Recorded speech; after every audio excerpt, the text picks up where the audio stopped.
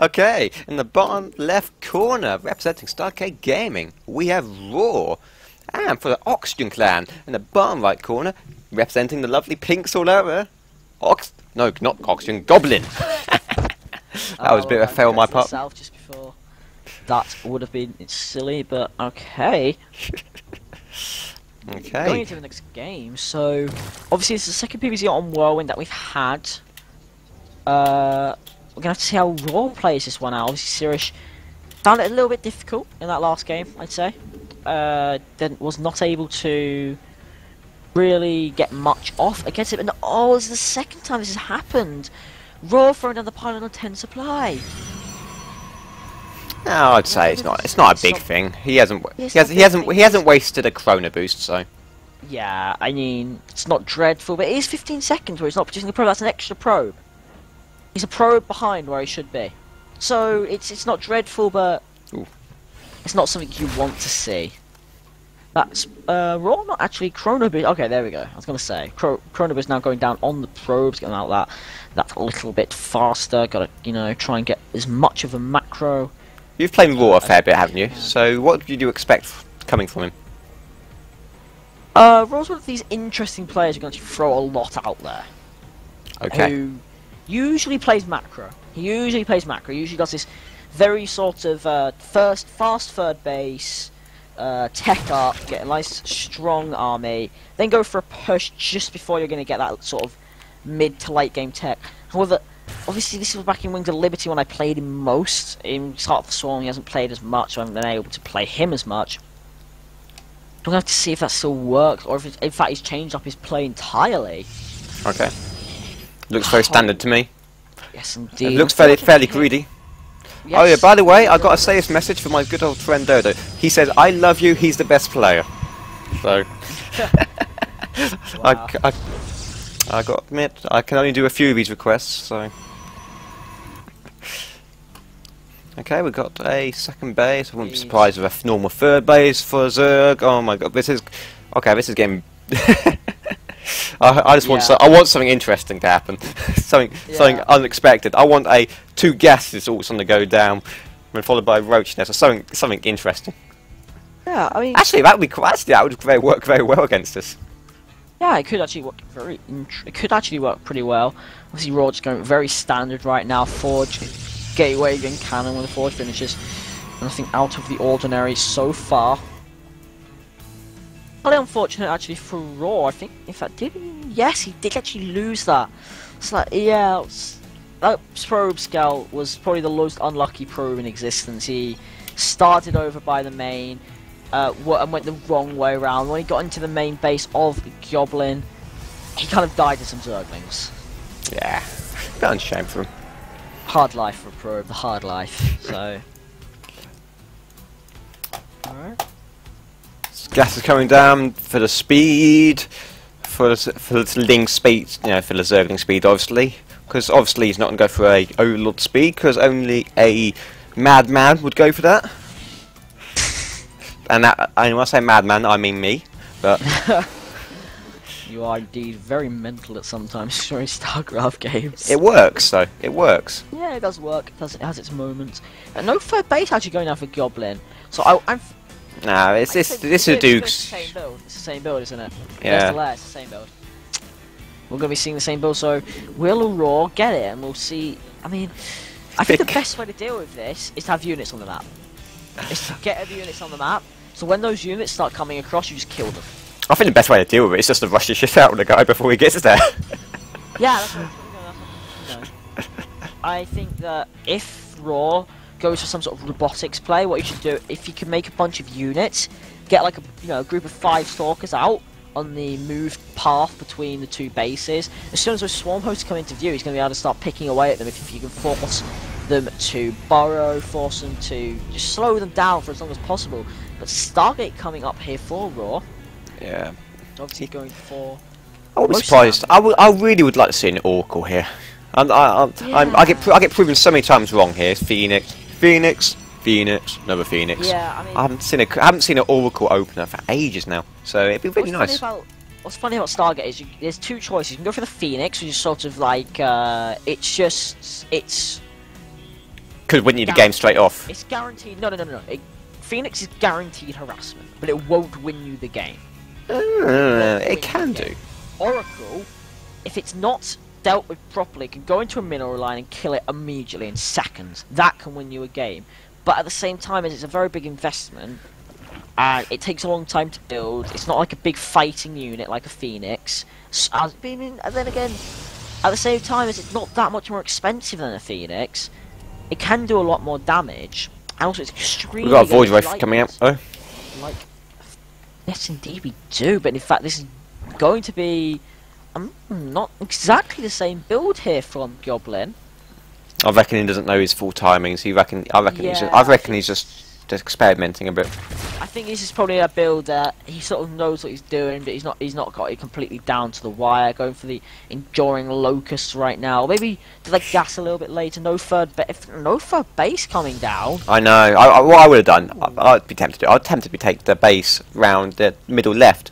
That way, you know, proxy base, as in, you know, and build locusts from up there. It's going to sound very stupid, but I want you to hear me out, okay? Go on. Once those swarm hosts get there, I'd be tempted to take Raw's third base. Yeah, that's what I meant, pretty much. Oh right. It's you know the one to the top left. That's the one I was saying. Yeah, I agree with you actually. Or go for a building near the hexagonal tower and just allow your creep to spread down. What? Yeah. Okay, you think I'm a bit weird here? What is this? What? Are you seeing what I'm seeing? Yeah, mothership. I'm seeing a mothership rush here from Raw. Wow, that's a really interesting play. I think Raw's gonna beat this. I don't know. Does a mothership work as detection? No, it doesn't. But it works as stealth, and he's got nothing to kill the mothership. He's got way too much health. Interesting. Really and since it hides your buildings as well, he won't be able to get through. Yeah, exactly. Just be sitting there with locusts that can't do anything. So. But I don't know. It'd be interesting. I don't think he's not gonna have the gas to produce overseers. So actually, as soon as this army gets it, it's gonna get face rolled by a load of units that you can't attack. This is stupid. The Zerg's got 1,000 minerals just lying around, while the Protoss are sitting on free base with a mothership. What's going on here? Yeah, this feels like a game that should be the other way around, doesn't it? Really, but. You have to see if he's actually going to be able to hold this off with the new units coming out with the swarm as he scouts it with the Phoenix. He knows it's coming. He knows it's the same build. The third base is not yet up. In fact, Raw's third base is going to be coming up before Goblins. Can I just point this out? Yeah, I saw. Watch finished, and it's going to be finishing in a second. So really, really greedy play here from Raw, but it's going to work. Oracle coming out. That's going to give him vision. Void Ray is coming out. Mothership is out. He will not be able to see any of the units. The units will be dying. Does he have enough though? He might be able to run away and get an overseer. So. Yeah, I mean that's obviously going to be true. And the second he gets up that ramp, he's going to see the. He didn't see it. Did he not see it? He did not see it. Oh, he didn't see it. No. No. But he will now. He'll go up the ramp. He sees the mothership. And he knows immediately what he's going to have to do. But Raw's going for a very, very similar build here to what Sparks did a few games ago with that very heavy Protoss. He said he's going for a lot more carriers though. But this is not going to work even nearly as well. This is just not going to work. I'm sorry. There is too many units out for Raw. He's on free base production. He has a good amount of probes. He's sitting at 54 right now, which is higher than the amount of drones Goblin has. These oracles are going in there and dying. There's no damage being done. Probes are continuing to be produced. More Stargates going down. More units are getting produced very, very quickly. I love this. Yeah, this is really, really good position for Raw. Overseer is now coming out, so it's now going to be a very good opportunity to start dealing damage. There's no way of killing the mothership though, and if he goes in there, these overseers will die so far. What we also have to remember is that motherships are fourth base coming down for Raw now. This is stupid. Fourth base coming down for Raw. You're playing such a macro game. He's got double carriers out. Mothership. It's such a good position here, and he's actually going to pick off 2 of the overseers immediately. And now he's supply blocked, so. Oh, this is really good.